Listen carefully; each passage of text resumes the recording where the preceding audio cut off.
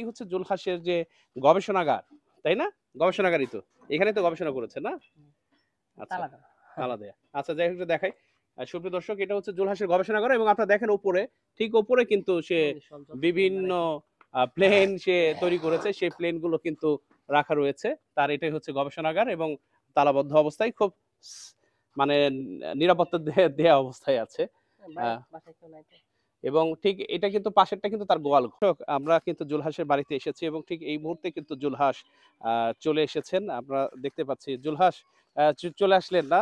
জি, আপনাকে অসংখ্য ধন্যবাদ যে আপনি এই যে একটা বিশেষ কাজ যেটি করেছেন এবং বাংলাদেশে যে ১ম এরোপ্লেন তৈরি করেছে এবং সেই এরোপ্লেনটি নিয়ে সফলভাবে উড্ডয়ন করেছে সেই উদ্ভাবক বা তৈরিকারক যে নামটাই বলি না কেন অর্থাৎ জুলহাস। হ্যাঁ, নিশ্চয়ই সকলেই চেনেন। সেই জুলহাসের বাড়িটি দেখানোর চেষ্টা করছি। আমার যে পাশে দাঁড়িয়ে এই যে টিনেরটা যেটা দেখছেন এটা কিন্তু জুলহাসের বাড়ি না। এই বাড়ির ভেতর দিয়ে কিন্তু জুলহাসের বাড়িতে যেতে হয়। তার মানে তার বাড়িতে যাওয়ার কিন্তু রাস্তাও নেই। আমি একটু দেখাই যে এই হচ্ছে জুলহাসের বাড়ি যাওয়ার একটা বাড়ির ভেতর দিয়ে ঠিক এভাবে কিন্তু জুলহাসের বাড়িতে যেতে হচ্ছে এবং দেখতেই পাচ্ছেন যে এখানে খুব ন্যারো রাস্তা অর্থাৎ আমি একাই কিন্তু রাস্তা প্রায় ব্লক হয়ে গিয়েছে। মানে যেতে দেখতেই পাচ্ছেন যে বেশ সরু রাস্তা। তো এত বড় একটি মানে এরোপ্লেনের কিন্তু সাইজটি কিন্তু ছোট না, বেশ বড়। সেটি কিন্তু তৈরি করেছে সে এই বাড়িতে বসেই। ঠিক এটাকে বলা যায় যে মেঠো পথ, আঁকাবাঁকা মেঠো পথ এবং দেখতেই পাচ্ছেন যে খুব একটি সরু রাস্তা ধরে কিন্তু আমরা জুলহাসের বাসার দিকে এগোচ্ছি। জুলহাসের বাড়িটি সম্ভবত এই দুটির একটি হবে। আমরা একটু জিজ্ঞেস করতে চাই যে জুলহাসের বাড়িটি কোনটি সেটি কিন্তু আমরা একটু আপনাদের দেখাতে চাই। অর্থাৎ জুলহাসের বাড়ি কি এটা? কেউ আছেন? হ্যাঁ, পেছনেরটা। সুপ্রিয় দর্শক এটি নয়, জুলহাসের বাড়িটি হচ্ছে এই সবুজ রঙের যে টিনটা সেটি হচ্ছে জুলহাসের বাড়ি, এমনটাই কিন্তু বললেন পাশের এক প্রতিবেশী। তো যাই হোক আমরা এবার জুলহাসের বাসাটা দেখাবার জন্য কিন্তু এসেছি যে বাড়িতে বসে কিন্তু জুলহাস তৈরি করেছে এরোপ্লেন। তো তার বাড়ি দেখবেন না সেটি কিন্তু হয় না। চলুন উঠা যাক, জুলহাসের বাড়িতে উঠছি আমরা। এটা কি জুলহাসের বাড়ি? ও আচ্ছা, তার মানে হচ্ছে জুলহাসের ঘর কিন্তু আরো দূরে। অর্থাৎ এই বাসায় এই জুলহাসের বাড়িতে আসার কোনো রাস্তা নাই না? এভাবে আসতে হয়। আচ্ছা, এটা জুলহাসের বাড়ি এটা না? আচ্ছা সুপ্রিয় দর্শক আমরা চলে এসেছি জুলহাসের বাড়িতে। আপনি জুলহাসের কি হন? আছে না? আচ্ছা জুলহাসকে এখানে এরোপ্লেন বানাইছে না? এই বাড়িতেই। আচ্ছা সুপ্রিয় দর্শক এই হচ্ছে জুলহাসের বাড়ি, যে বাড়িতে আমরা এসেছি।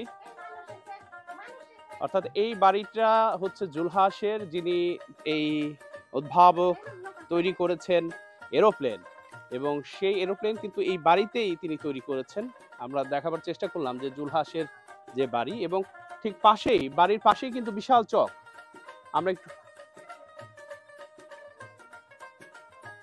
আমরা সুপ্রিয় দর্শক জুলহাসের বাসায় কেউ আছেন? একটা মিনিট একটু কথা বলা যাবে? সুপ্রিয় দর্শক এই হচ্ছে জুলহাসের বাড়ি, দেখতেই পাচ্ছেন যে জুলহাস ঠিক এই বাড়িতেই থেকে তিনি কিন্তু এরোপ্লেনটি তৈরি করেছেন এবং জুলহাসের এটা কি ভিটে বাড়ি একেবারে জুলহাসের নাকি পৈতৃক সম্পত্তি?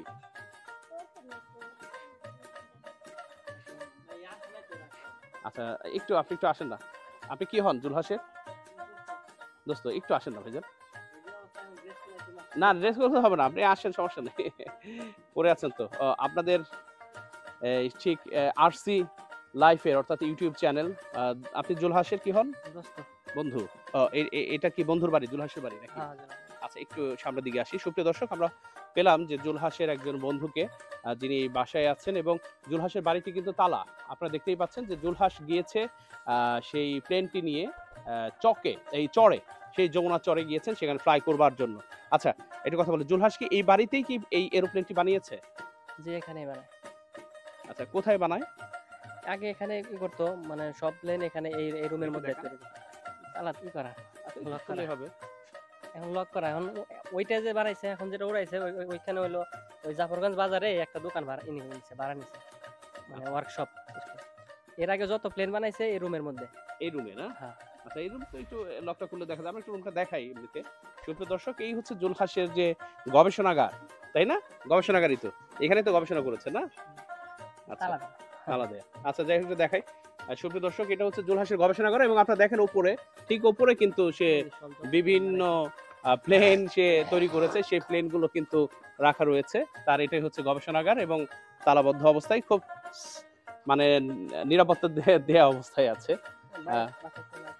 এবং ঠিক এটা কিন্তু পাশেরটা কিন্তু তার গোয়াল ঘর, মানে এই ঘরটাই গোয়াল ঘর। গোয়াল ঘরের ঠিক এক পাশটা কিন্তু সে এই বিমান বা এরোপ্লেন তৈরি করার সে গবেষণায় মগ্ন থাকতেন। এবং এখন যে এরোপ্লেনটি উড্ডয়ন করছেন, সেই এরোপ্লেনটি যেহেতু আকারে বড়, এবং যেহেতু তার বাসার রাস্তাঘাট নাই বললেই চলে, এক এক বাড়ির উপর দিয়ে কিন্তু তার বাসায় আসতে হয়, সেজন্যই মূলত এখন কি করেছে, একটা দোকান ভাড়া নিছে জাফরগঞ্জ বাজারে। আচ্ছা, ওখানে ওয়ার্কশপ খুলছে, মানে ওইখানে সব কার্যক্রম চলে। এটা কবে ভাড়া নিয়েছে? নিচে বছর খানেকের মতো হয়েছে, মানে ওইটা শুরু থেকে, ওইটা কাজের শুরু থেকে নিচে আর কি। মানে এই প্রজেক্টটা বাস্তবায়নের জন্য সে একটা দোকান ভাড়া নিয়েছে। আচ্ছা, সুপ্রিয় দর্শক, আপনারা শুনছিলেন যে এই বাসায় আসার যেহেতু কষ্ট এত বড় এরোপ্লেন নিয়ে, সেই জন্য কিন্তু সে একটি দোকান ভাড়া নিয়েছে, এবং সেই জাফরগঞ্জ বাজারে, অর্থাৎ যেখানে সেই জাফরগঞ্জ চরে, যমুনার চরে যেখানে প্লেনটি ফ্লাই করেন, ঠিক তার পাশেই হচ্ছে তিনি দোকান ঘর ভাড়া নিয়েছেন, তাই তো? জি। আচ্ছা, এই যে আপনাদের ইউটিউব চ্যানেল থেকে কি আর্নিং হচ্ছে তো নাকি? আগে মানে শুরুর দিকে কিছু হইতো, মাঝখানে একটু হয়ে গেছিল আর কি, নামে গেছিল। আচ্ছা। এই 2-1 দিন ধরে আর কি, যে আপনাদের এইটা ভাইরাল হওয়ার পরে কিছু ইনকাম হচ্ছে আর কি, অল্প কিছু। অল্প কিছু। আচ্ছা, এই আপনার যে বন্ধু জুলহাসকে নিয়ে প্রথম কোন গণমাধ্যম নিউজ করে আপনি জানেন? না, আমি জানি না। দেখেন নাই না? সুপ্রিয় দর্শক, আমি তো ছিলাম না এখানে, আমি এতে নবীনগর থাকি। নবীনগর আমি থাকে। আসছি 2 দিন হইছে এখানে। 2 দিন হয়। সুপ্রিয় দর্শক, আরেকটি বিষয় হচ্ছে জুলহাসের এই যে প্রতিভাধর জুলহাসকে নিয়ে প্রথম যে সংবাদ, অর্থাৎ গণমাধ্যমে প্রকাশিত হয়, সেটি হচ্ছে জাতীয় একটি পত্রিকা বাণিজ্য জগৎ এবং স্বাধীনতা টিভি বাংলার মাধ্যমেই কিন্তু প্রথম জুলহাসকে নিয়ে প্রতিবেদনটি প্রকাশ হয়। এরপরে কিন্তু সারা দেশ জুড়ে কিন্তু সারা জায়গায়, এবং ঠিক নিউজটি প্রকাশ হওয়ার ঠিক পরদিন, অর্থাৎ মানিকগঞ্জের জেলা প্রশাসক তিনি তার টিম নিয়ে এবং স্থানীয় যারা গণমাধ্যম কর্মী আছে তাদেরকে নিয়ে কিন্তু আসেন, এবং এরপরে কিন্তু আপনারা জানেন যে বেশ প্রচারণায় কিন্তু সবাই যুক্ত হয়।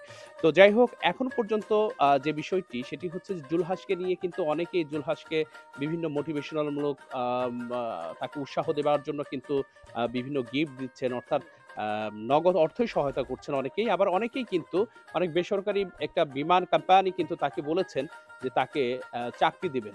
বিভিন্ন চাকরির অফার কিন্তু দিয়েছেন।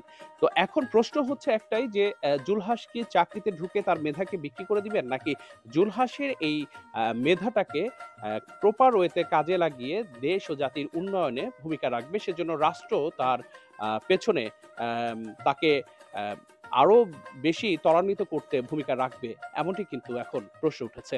সুপ্রিয় দর্শক, জুলহাসের যে বাড়িতে আমরা অবস্থান করছি, এই বাড়িতে ঠিক আমি আরেকটু দেখাই যে এই বাড়ির পাশেই কিন্তু খুব একটি প্রাকৃতিক পরিবেশ, অর্থাৎ ন্যাচারাল একটি পরিবেশ, অর্থাৎ চক বলা চলে, এবং এই চকে দেখেন এখানে ধান এখন রোপণ করছেন অনেকে, এবং পাশেই কিন্তু বড় একটি ক্ষেত, এবং এই ক্ষেতে দেখা যাচ্ছে যে মটরশুঁটি এর মতো কিছু গাছপালা লাগানো, মটরশুঁটির গাছ বোধহয় এগুলো লাগানো আছে, এবং পাশেই কিন্তু অনেকে ভুট্টা ক্ষেত রয়েছে, এবং মানুষ কিন্তু হালি চারা বলে এটাকে বোধহয়, হালি চারা কিন্তু লাগাচ্ছেন।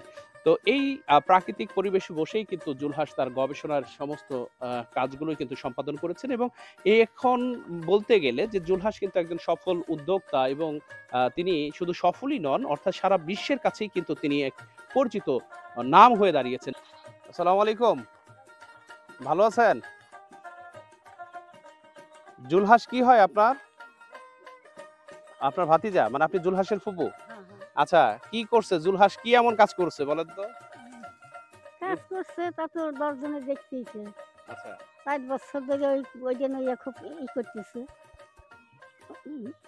বদগট করতেছে, মেলা বানাইছে, বানাইছে, ভাঙছে, ছোট ছোট কতটি বানাইছে। তারপরে মা বাপু মাথা মায় না বাপু তা কইছে বলে আমি কি হয়ে নেই তা তো পরে দেখি, আমি কি করতেছি পরে দেখি।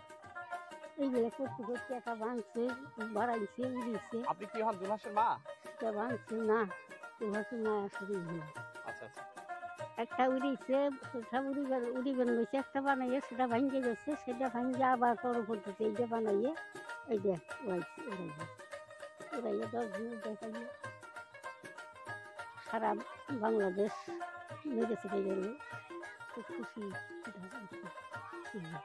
আচ্ছা, আপনি কি খুশি? হ্যাঁ, সবাই খুশি, আরো আমি তো খুশি, ভালো কথা। গ্রাম পেয়েছে খুশি, 10 দিন পেয়েছে একটা বাংলাদেশ নইয়ে খুশি হয়েছে গ্রামকে। আচ্ছা, এখন আপনি কি আপনার ভাতিজার প্লেনে চড়তে চান? হুম? আপনি কি আপনার ভাতিজার প্লেনে চড়তে চান? এটা আমি একটা বুড়া মানুষটা ওই চড়ার দিন নাই আমার, আমি ইচ্ছা করেছি মা একটু চড়িয়েছে, ইচ্ছা আসছে মায়ের নিয়ে তো ওই করে এলো। আচ্ছা, ধন্যবাদ জি আপনাকে। জি হ্যাঁ, সুপ্রিয় দর্শক, আমরা কিন্তু জুলহাসের বাড়িতে এসেছি এবং ঠিক এই মুহূর্তে কিন্তু জুলহাস চলে এসেছেন। আমরা দেখতে পাচ্ছি জুলহাস চলে আসলেন না? জি, আপনাকে অসংখ্য ধন্যবাদ যে আপনি এই যে একটা বিশেষ কাজ যেটি করেছেন এবং এই যে আপনার বাড়িতে আমরা আসলাম, আসার পরে দেখলাম যে আপনার বাসায় কিন্তু কয়েকটা বাড়ির উপর দিয়ে আসতে হয়। হুম। অর্থাৎ বাসাতে কিন্তু রাস্তা নাই। এবং এই যে এখন তাহলে আপনি এই প্লেনটি এখান থেকে যেমন গবেষণা করেছেন, এখন প্লেনটি আপনার এক বন্ধু বলছিল যে এর গবেষণা কাজের জন্য আপনি একটা দোকান ভাড়া নিয়েছেন। সেই দোকানটা কবে নাগাদ ভাড়া নিলেন এবং দোকানটার ভাড়াটা কত?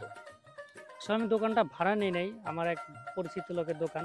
আমার বিমানটা বাড়িতে আনা কষ্ট, তাই আমি ওটাকে রাখার জন্য আর কি দোকানটা বরাদ্দ করেছি। কিছুদিন পর ওটা আবার বন্ধ হয়ে যাবে, এই আর কি, এজন্য। তার মানে আপনার গবেষণার পেছনে তো প্রতিদিনই এই টাকা পয়সা খরচ হচ্ছে। হ্যাঁ, প্রতিনিয়তই খরচ হইতেছে, যেদিন থেকে শুরু করছি সেদিন থেকে আজ পর্যন্ত খরচ হইতে আছে। আরেকটা বিষয় হচ্ছে যে ইউএস বাংলার কামরুল সাহেবের কাছে আপনি গিয়েছিলেন। কামরুল সাহেব কি আপনাকে ডেকে নিয়েছিলেন না? উনি কি হ্যাঁ, গাড়ি ওনা পাঠিয়ে দিয়েছিলেন ইউএস বাংলা না, আপনাকে না, নেওয়ার আমি জন্য? ওইখান দিয়ে এক জায়গায় যাইতেছিলাম, ওনা বলছিল, তাই দেখা করতে গেছিলাম। হুম। তো ওনা আমাকে আর কি অনেকটা চাকরির অফার করলো, পরে আমি শুনে চলে আসছি। আচ্ছা, উনি কি ধরনের চাকরি অফার করেছেন?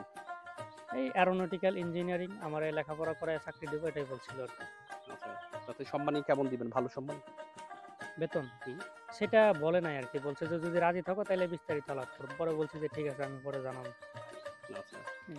আচ্ছা, আপনি কি অনেক এটা ভালো। চাচ্ছেন যে ৩০ থেকে ৪০ লাখ টাকা খরচ হলে ক্যাপ্টেন আব্দুল্লাহ কিন্তু বলে গেলেন যে সেটি কেউ যদি আপনাকে দেয়, অর্থাৎ আপনি সেখানে বেসরকারিভাবে পাইলটের লাইসেন্স কিন্তু অর্জন করতে পারেন লেখাপড়া করে। তো আপনার কি এই ধরনের কাউকে আহ্বান করা কিছু আছে কিনা? যে ৩০ লাখ বা ৪০ লাখ টাকা খরচ করে কোনো ব্যবসায়িক প্রতিষ্ঠান যদি আপনাকে সাপোর্ট দেয়, সেই ক্ষেত্রে সাপোর্ট দিলে কি আপনি সেই ক অর্থাৎ বেসরকারিভাবে কিন্তু আপনি লাইসেন্সটি নেয়ার ইচ্ছা আছে কিনা আপনার? এটা আমি এখন বলে পারতেছি না, আমার মানে এই মুহূর্তে বলার মতো মাইন্ড আমার নাই। আমি এটা চিন্তা ভাবনা করে পরে আপনাদের একসময় জানাবো। মানে আমি পাইলট লাইসেন্স কেউ দিব কিনা বা আমি করতে ইচ্ছুক কিনা, এটা এই মুহূর্তে আমি বলে পারতেছি না। তবে এটা আমার আশা আছে, যদি সম্ভব হয় চেষ্টা করবো হওয়ার, কারণ এই লাইনে আগাইতে গেলে আগে পাইলট হওয়াটাই স্বাভাবিক। আচ্ছা। এটাই আর কি। এরপরে হচ্ছে বাকিটা ইতিহাস নাকি? হ্যাঁ, বাকিটা ভবিষ্যতে যা হয় আর কি, আল্লাহর উপর ভরসা করি। আচ্ছা। ঠিক এখন আছে। কি আপনি যে চাকরিটা করতেন, অনেকে বলছে আপনি ইলেকট্রিশিয়ান। আপনি কি ইলেকট্রিশিয়ান নাকি গ্যাসের আমি ইলেকট্রিশিয়ান, তবে এটা ফ্যান লাইটের না, এটা ফায়ার অ্যালার্মের ইলেকট্রিশিয়ান। ওই কারেন্টের কাজে একটু অন্যরকম কাজ, গার্মেন্টসে, অফিস আদালতে।